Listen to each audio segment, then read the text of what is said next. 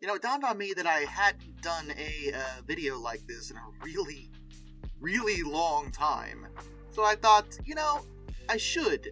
But I didn't really have any ideas, but fortunately, a couple individuals from my Discord server helped me with some information regarding a peculiar incident.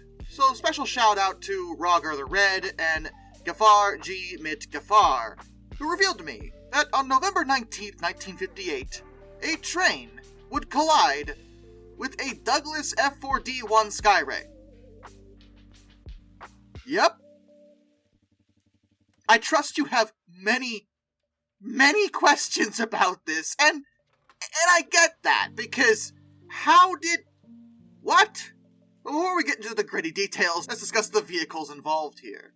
Now, the Douglas F4D Skyray is a very interesting jet aircraft. They were carrier-based fighter interceptors designed by Douglas, and was actually the last fighter produced by them prior to their merger with McDonnell, to become McDonnell Douglas. Development was started back in the 1940s, but they wouldn't actually enter service until 1956, due to issues with the Westinghouse J40 engine they were supposed to use.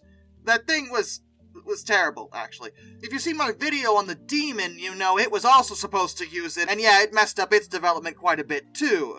But the Skyray did eventually enter service, though they didn't last particularly long, not due to anything inherently wrong with them. They were just outclassed by better aircraft fairly quickly. I'll do a whole video about the Skyray if you guys want me to, but either way, the point is that they had a very brief existence, but apparently it was long enough for one to get hit by a train, and I bet you're wondering how the heck did that happen, also what kind of train?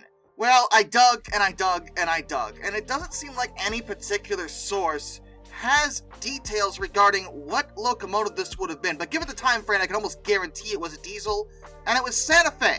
So it was probably an E or an F unit, but that's just a guess. But it was definitely Santa Fe.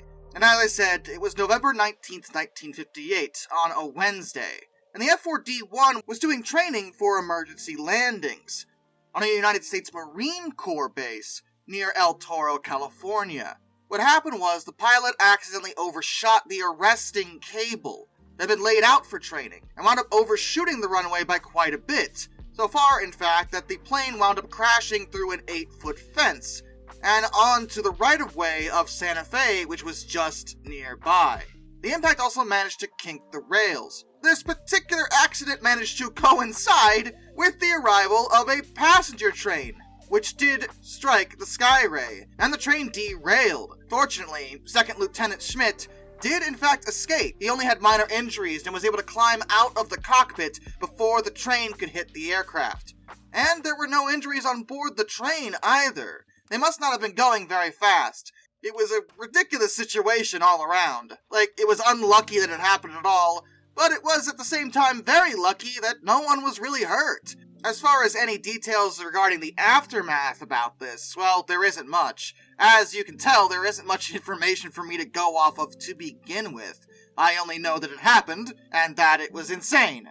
But in the end, it was overall relatively inconsequential. I mean, yeah, the Skyray was pretty badly damaged for obvious reasons, but the train was likely re-railed and fine, and I can only assume that the Marine Corps likely paid Santa Fe for the damages since it was kinda totally their fault. But yeah, at least no one was really hurt. Just one of those absurd things, I guess.